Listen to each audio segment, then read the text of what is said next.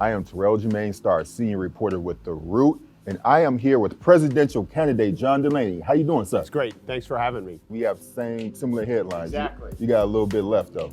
Well, you probably have more left. For a lot of people who may not know who you are, can you tell us a little bit about yourself? Sure. So I'm actually from North Jersey. I grew up in a blue-collar family. My dad was an electrician. Neither of my parents went to college. My dad was in a union, which was really great because it created a good life for us when we were young. I went to Columbia University. I got actually a scholarship from my dad's electrical union, the only way I was able to go to that great school. Went down to Georgetown Law School, where I met my wife. Best thing that ever happened to me. We've been happily married for 29 years. We have 4 amazing daughters. I became an entrepreneur after law school. I started a business, took it public. I was the youngest CEO in the history of the New York Stock Exchange. Had a really good business career.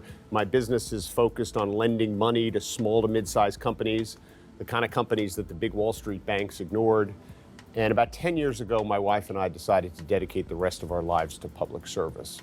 I always thought of my life as kind of a third learning, a third earning, and a third serving. So I wanted to get on with that serving part. And I ran for Congress.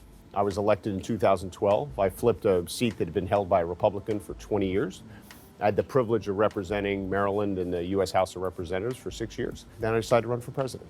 Let's talk about some of your tweets that we found interesting. You talked about someone referring to you as a compassionate capitalist. Yes. And that you said you actually liked it. I did. Okay. Tell us, what exactly do you think compassionate capitalism looks like? I think compassionate capitalism is consistent with, in many ways, what we've done across time, which is I believe in capitalism. I think it's the greatest innovation and job creation machine ever created. Mm-hmm.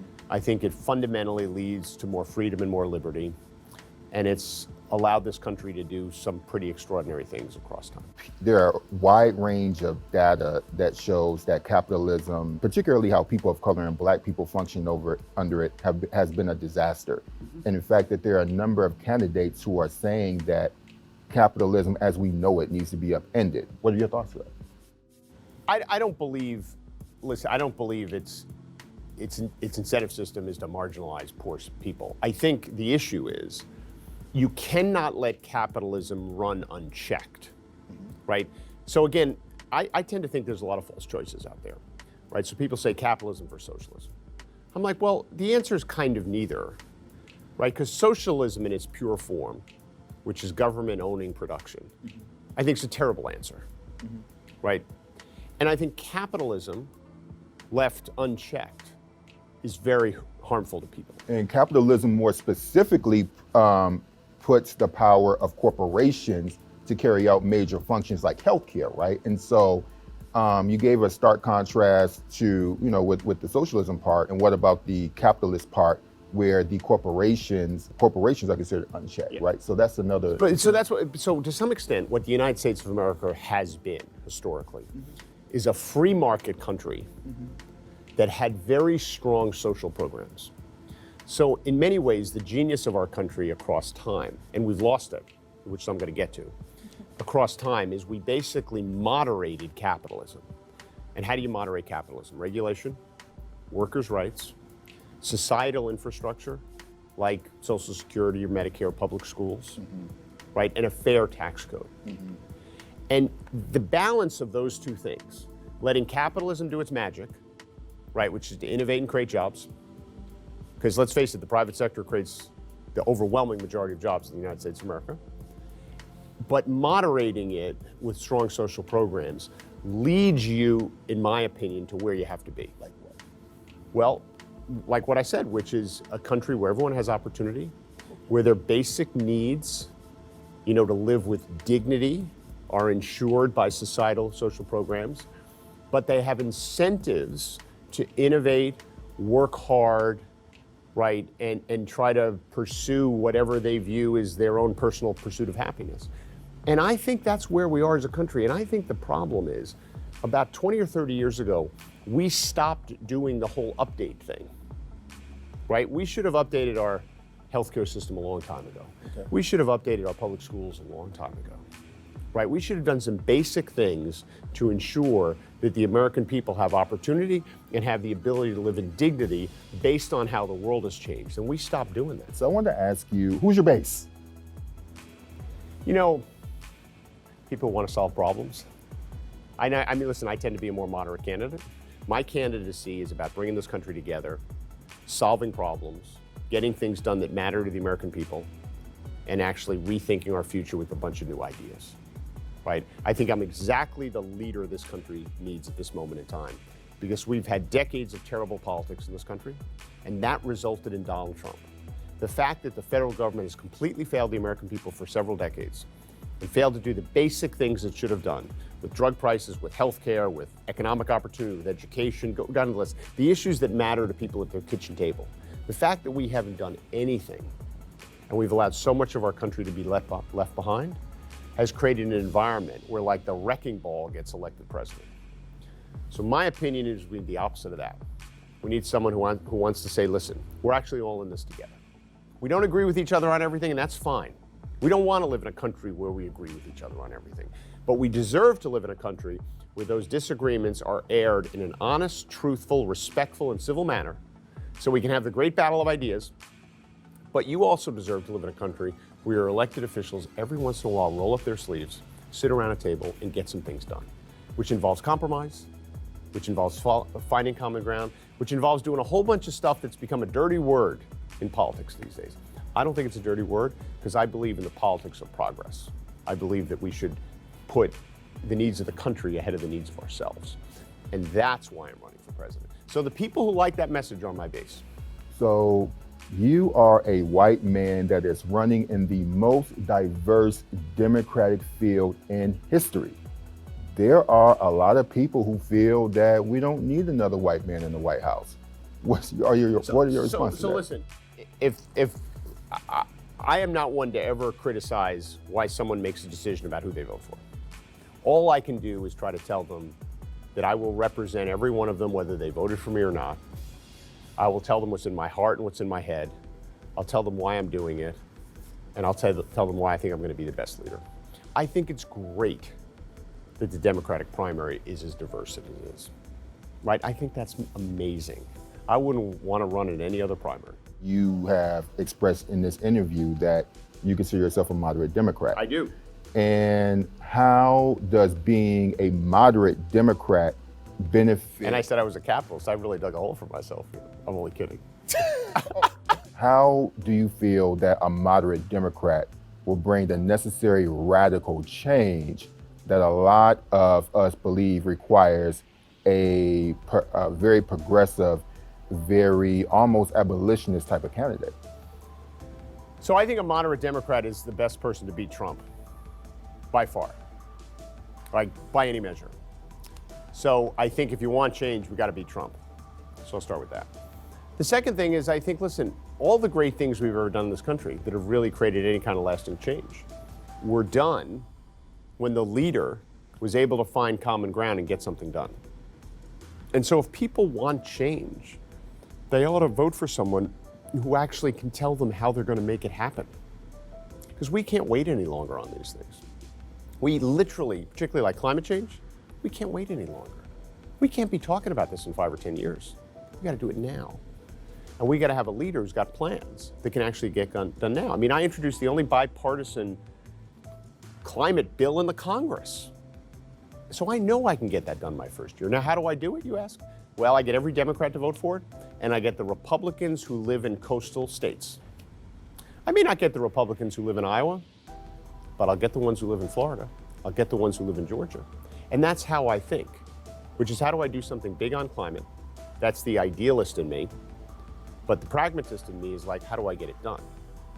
So I think people who really want change, who really want to look at the things in our society that are structurally unfair, which we have in our tax code, in our regulatory framework, in how we fund public education, go down the list. People should look for someone who's going to actually get some stuff done there, because we can't wait 5 or 10 years on this stuff. So a moderate, I think, can win and govern. So you talk a lot about climate change, right? I saw it and I've been reading about this, and so it's obviously a hot topic. And you probably know that the EPA found that in a recent study, Black people are disproportionately impacted by poor air quality. Yep. And I wanted to ask you, as president, how would you use federal resources to address Black communities who are mostly impacted by air pollution? So, there's a lot of, we have to enforce the Clean Air Act.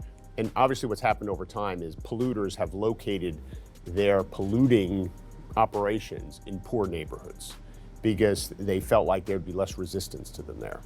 And that has been, a racially biased kind of program across time. So I think there's a role for government. First of all, I think polluters should pay, right? That's something we don't do in this country enough. We should have a price on carbon, we should do all this stuff. But also it involves infrastructure. Look what happened in Flint. Right, look what happened in Flint. We allowed little kids to be poisoned, many of which were children of color. What would be your plan for Michigan as president? How would you directly deal with that issue? Well, I'd fix the water system. Right, I want to have $1 trillion infrastructure, and I want a disproportionate allocation of those resources to communities that are economically struggling. Because listen, San Francisco and the Washington suburbs, they can largely afford to build most of their own infrastructure, right? But Flint can't. So if we're going to have a national infrastructure program in this country, I'd like to have a disproportionate allocations go to communities that are struggling economically. So as Delaney presidency, I'd look at situations like Flint and hopefully be ahead of the game and hopefully identify failing water systems before they reach crisis level like they did in Flint and we realized all these kids were getting poisoned. Where would the money come from? Because $1 trillion is obviously a lot of money. Mine was fully paid for. Right, I had $1 trillion national infrastructure program, fully paid for by Congress. Yes, fully paid for. And Democrats, Republicans, I had 40 Democrats, 40 Republicans on the bill. It was fully paid for by fixing the international tax system. Candidate Andrew Yang has called for a basic monthly income of $1,000 per month. A lot of people refer to it as secure that bag, right? I want to ask you, what are your thoughts on that proposal? I don't support the policy specifically. I like Andrew Yang a lot, don't get me wrong, and I think he and I are the only two candidates talking about how automation and artificial intelligence is fundamentally changing everything in our society. But I don't actually think the right answer to that is to start a universal basic income program. I really don't. I think the right answer for that is to do things like doubling the earned income tax credit. It's a much more successful program, enjoys pretty significant bipartisan support, and I think it's the most successful anti-poverty program we have in this country. Puts hardworking money in the pocket of hardworking Americans. Right? I think we got to do things to make sure people have the skills they need to get jobs. We need real policies to encourage people to invest in communities that are not getting any investment dollars. 80% of the venture capital in this country last year went to 50 counties. Right? That's not sustainable. We need to make sure people are investing all over this country. There's a lot of jobs that exist right now in society that people do that they don't get paid for. Let's say I was taking care of my mom and you were taking care of your mom, and we switched.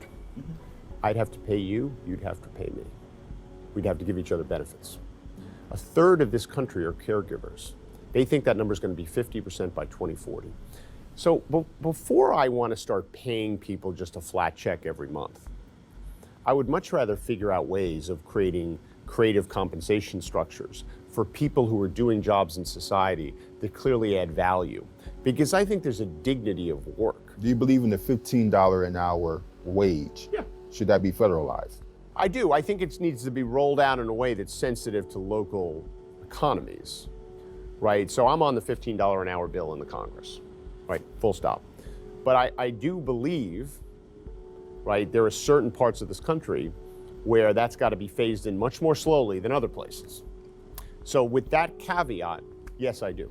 Do you believe in reparations for Black people? Well, the thing about the term is, it depends how you define it. The answer is yes, directionally, but I don't support the notion of cash reparations.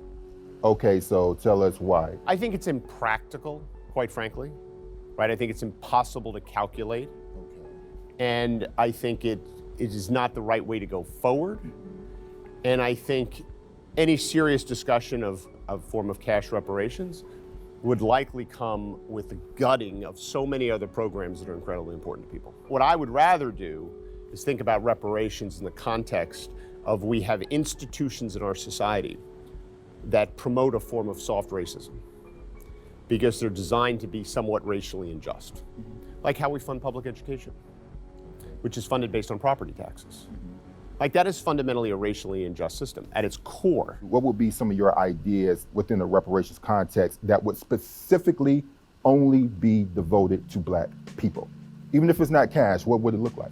Well, look, it would have to, so there'd be several components to it. I think education is a big issue, right? I think a lot of African American kids go to public schools that aren't nearly as funded as well as other kids. Now, to try to figure that out so that it only benefits African American kids and not some other kids that are in those same schools. Which is the point, but that's the point. I understand that, but perfect's the enemy of the good of some of this stuff, right? I don't want to improve public schools in poor neighborhoods, but if there's a Latino kid going to that school, they can't get the better technology in the school, right? Like, so so some of this is going to be a little imprecise. I think there's things around housing, right? Redlining that went on, where you can actually do a lot more and make direct financial benefits to people so they can get on their feet around affordable housing. I think there's an area where there's a lot of opportunities. I think there's been a lot of injustice in kind of entrepreneurism in the business sector. If you look at the number of African Americans who are running successful venture-backed companies and those kind of things, it's very low. I think we can have grants to stimulate entrepreneurship among the African American community specifically. That can be more tailored specifically. I think when we create new programs in the Small Business Administration, like an SBIC investment program that is specifically chartered for African American small businesses. So I think there's a portfolio of things you can do that involve investing directly in African Americans to overcome, the glaring statistics about wealth, income, opportunity, and healthcare inequality, right? The goal when I think about reparations is closing those gaps. That's how I think about the concept of reparations. What is your economic plan that will specifically address the Black wealth gap? So my economic plan that I think will address the Black wealth gap is to invest heavily in people and communities that are African American. Because I believe nothing happens unless someone invests in the person or the community. And so I have a variety of programs that I think target that. Some of them I just talked about, which is things to do in public education, right? Things to do around entrepreneurship. Grants to historically Black colleges so they can have incubators, right, and accelerators, the kind of things we see around here in Manhattan where entrepreneurs are going and they're getting mentorship and they're, effectively learning how to be what I was, an entrepreneur, which changes their lives. So I think real targeted programs that involve transformative investments in these communities. I think we should think about infrastructure investment in this country. I mean, we had this situation in Maryland that I found really troubling, where there were 2 light rail projects being considered. One right outside Washington, D.C. in wealthy suburbs, and one in inner city Baltimore. And they both cost about the same thing. They were $2.5 billion. And the state had to make a decision as to which one was a priority. And they said, well, we're going to prioritize the one in the Washington suburbs because the numbers pencil out better.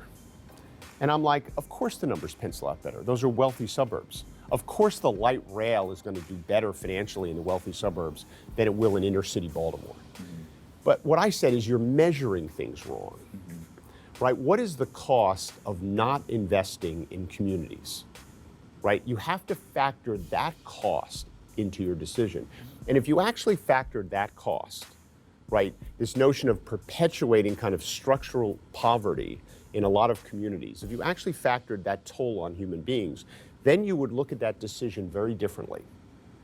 And you would actually decide that the project in Baltimore, which doesn't, quote, pencil out as well, actually has a higher return on investment on people. I want to ask you about your commitment to America. So I looked over the plan, and I want to deal specifically with the Black maternal mortality rate. Kamala Harris has a very robust kind of plan on how to deal with that. How procedurally would you go about cutting down the maternal mortality rate? Right, because right now it's about almost 3 times as high for African Americans as it is for other people. So look, it comes down to the quality of healthcare. And the real problem we have with the healthcare system in this country, aside from the fact that we don't have a universal healthcare system, but if you're just dealing with the healthcare system we have right now, the Medicaid system is woefully inadequate because it doesn't pay enough. Medicaid only pays about 80% of costs. So what that means is you don't have a robust provider network accepting Medicaid. People who are on Medicaid have more limited options. The options they have are typically not as high a quality because they haven't had the kind of investment in technology and other things that brand new facilities have. And the access and quality is more limited. So if you actually want to get at issues like maternal health in the current healthcare system, absent a whole new healthcare system, is you have to address what's going on in the Medicaid system. As part of your criminal justice plan, you talk about increasing funding for police body cameras. How would you enforce that the police, A, would actually use them? Yeah. And B, what happens if the footage is not made available to the public? Right. So, obviously as part of grants, because that's how you do it for body cameras, right? Because local police departments are independent. You make grants available to them to get the cameras. You would condition on the grants for them actually using them. Do you genuinely believe that policing can be reformed? Because there are many activists who have long argued that the current policing structure as we know it needs to be abolished and replaced with something else. What are your thoughts? Yeah, I mean, again, I'm a pragmatic idealist, which is I want to do big things, but I actually want to make them happen. So I would rather focus on reforms in most areas than throwing out the whole system and starting from scratch. Because my sense is we don't ever do that. Right? Should we? Look, you could go down every institute. Should we actually, like switching back to public education, should we actually fundamentally fund public education differently? Yes. Will we actually throw that whole system out? Of course not. So we got to reform it, right? We got to do other things to level it out. And I kind of view the same thing with law enforcement, right? I don't think we're going to fundamentally ever change local control of law enforcement, and I don't necessarily think we should. But I do think we should do things to actually create a law enforcement system that is actually serving the needs of the people. And I think body cameras are an important part of that. And I think the Delaney administration would make sure there's funds available so that local law enforcement could actually get grants to have body cameras. When officers, even if they are indicted, they're not convicted, right? And so there are most people who will push back and say that none of this will make a police officer not shoot me and feel that they can get away with it. What would be your response to that?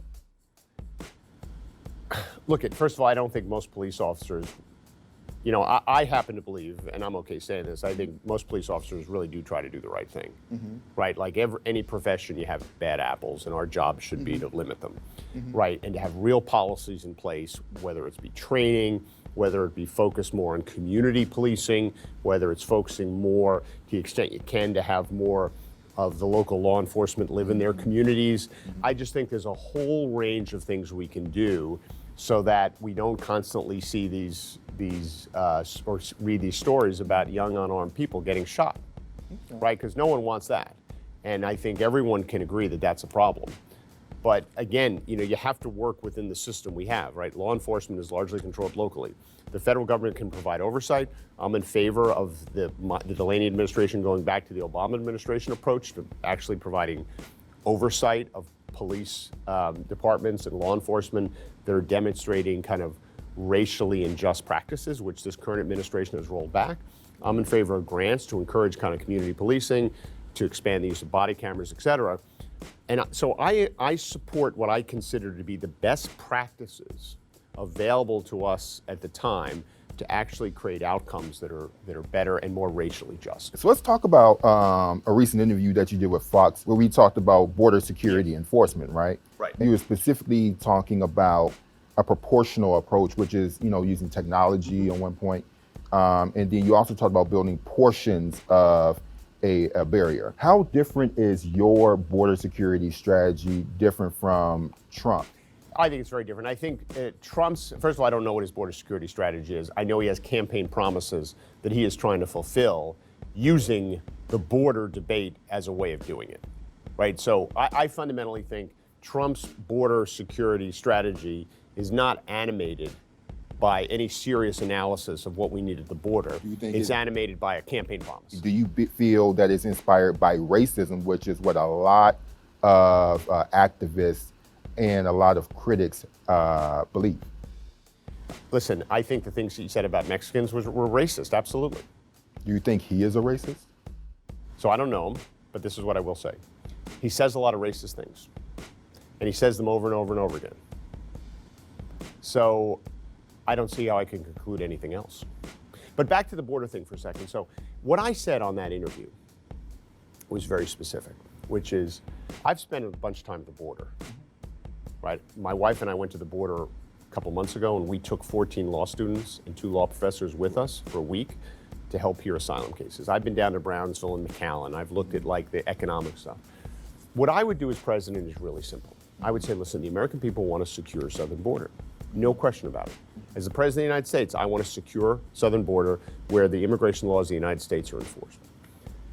But I would like to hear what the experts have to say on this issue. And I've talked to a lot of people who are experts. And what they say is, listen, if we actually wanted to improve border security on our southern border, we would largely use technology. It'd be a combination of sensors, right, high-powered cameras on tall poles, and drones.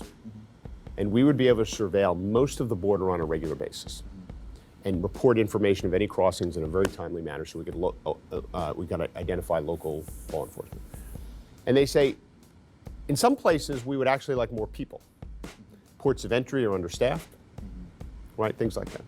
And they said there's some places where barriers actually make sense based on what's going on.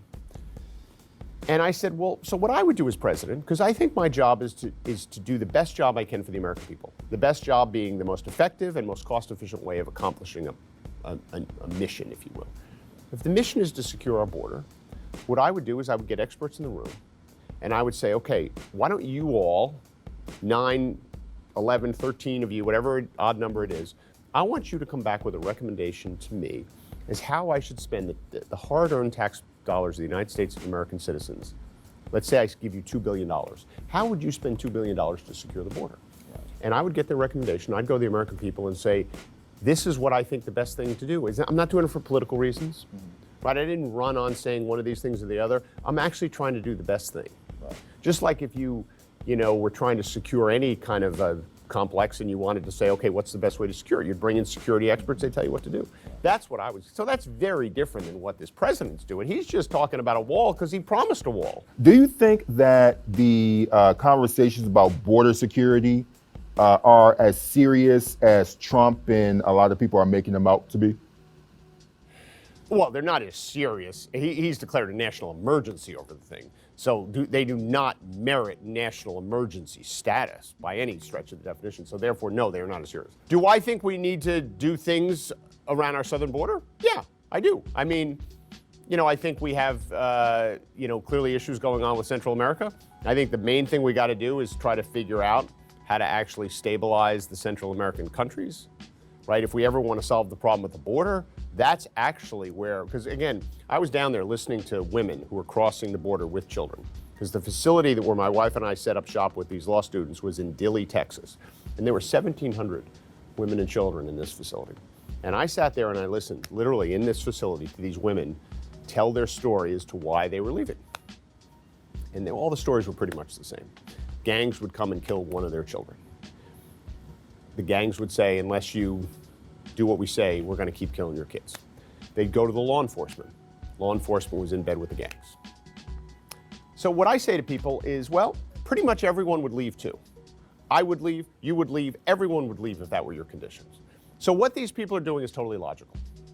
And we shouldn't expect them to do anything else because they love their children and they're doing what any human being would do to protect their children. So why don't we actually spend as much attention trying to create civil institutions in those societies, which doesn't mean we come in and change regimes, but we use our kind of diplomatic and economic clout to work with the other interested countries like Mexico in a positive, constructive way and figure out how and we're probably not the best ones to actually do it because we don't have a lot of credibility in some of these places, but we do have financial resources and we do have other allies who probably have more credibility. And why don't we actually spend as much attention on that? And yes, should we improve border security while we're doing that? Absolutely. But is it a national emergency? Right? The national emergency is what's going on in those 3 countries, not what's going on necessarily at the border. But as Obama's Secretary of Homeland Security said just the other day, crossings are at the highest level they have been in a long time. So we have to deal with that. I wanted to ask you directly about ICE. There are a lot of people who feel that this agency no longer needs to exist because of some of its really bad practices that have been covered extensively in the media. What are your thoughts on that? I am not for abolishing ICE, and I'll say it straight up. I think it's bad policy to go around saying we're going to abolish ICE. I think, should we reform ICE so that we get some outcomes that are more consistent with kind of our values and our laws? Yeah, absolutely. But this notion of abolishing this agency that has been charged with enforcing our immigration laws, absent some alternative proposal for handling it, doesn't make any sense. What are your proposals, particularly for dealing with some of the abusive practices that ICE has been accused of? Well, I would order them to do different things. In many ways, the problem with ICE is what they're being told to do, right? Like, this administration has told them to separate kids, right? They've told them to do these things, right?